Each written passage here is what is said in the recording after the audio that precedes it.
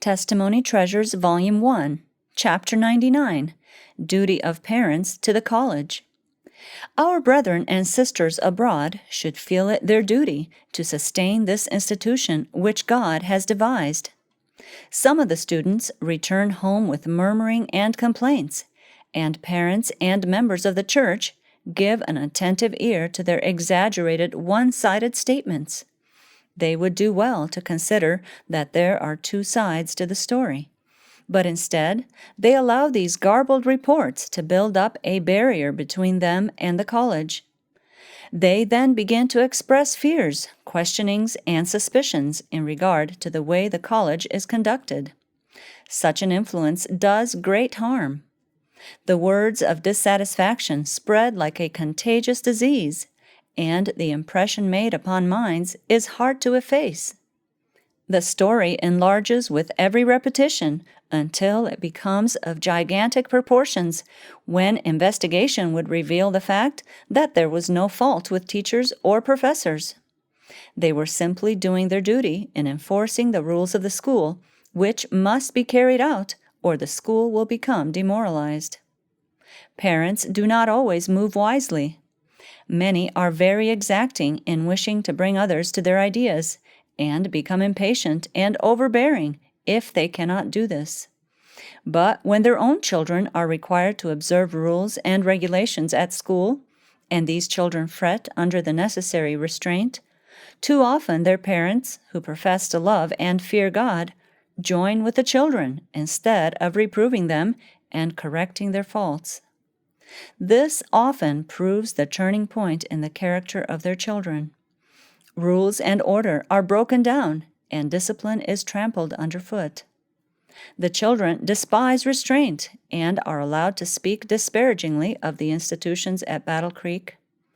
If parents would only reflect, they would see the evil result of the course they are pursuing.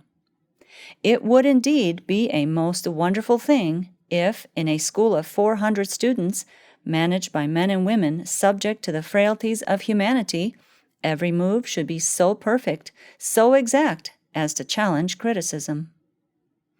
If parents would place themselves in the position of the teachers and see how difficult it must necessarily be to manage and discipline a school of hundreds of students of every grade and class of minds, they might, upon reflection, see things differently.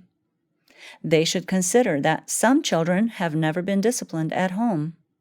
Having always been indulged and never trained to obedience, it would be greatly for their advantage to be removed from their injudicious parents and placed under as severe regulations and drilling as soldiers in an army. Unless something shall be done for these children who have been so sadly neglected by unfaithful parents, they will never be accepted of Jesus. Unless some power of control shall be brought to bear upon them, they will be worthless in this life and will have no part in the future life. In heaven there is perfect order, perfect obedience, perfect peace and harmony. Those who have had no respect for order or discipline in this life would have no respect for the order which is observed in heaven. They can never be admitted into heaven, for all worthy of an entrance there will love order and respect discipline. The characters formed in this life will determine the future destiny. When Christ shall come, he will not change the character of any individual.